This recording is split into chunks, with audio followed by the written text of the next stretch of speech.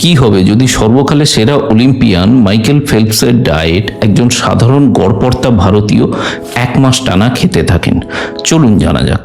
Michael Phelps 2008 সালের Beijing অলিম্পিকের সময় যে খাবার খেতেন সেটা নিয়ে অনেক চর্চা হয়েছিল। ব্রেকফাস্ট, লাঞ্চ এবং ডিনার মিলিয়ে তার খাবারের মধ্যে থাকতো প্রচুর পরিমাণে pasta, egg sandwich, egg omelette, corn porridge, ham এবং প্রচুর পরিমাণে এনার্জি ড্রিঙ্কস।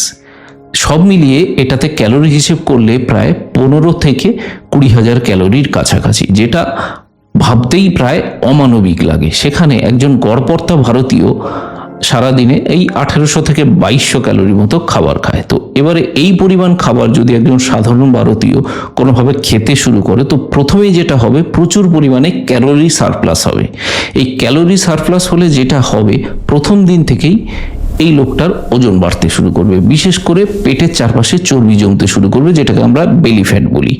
এছাড়া কি হবে, ইনসুলিন স্পাইক হবে। ইনসুলিন স্পাইক হওয়া মানেই পেশেন্টের মধ্যে সুগার ক্রেভিংস দেখা দেবে, প্রচুর পরিমাণে মিষ্টি জিনিস খাওয়ার ইচ্ছেটা বেড়ে যাবে।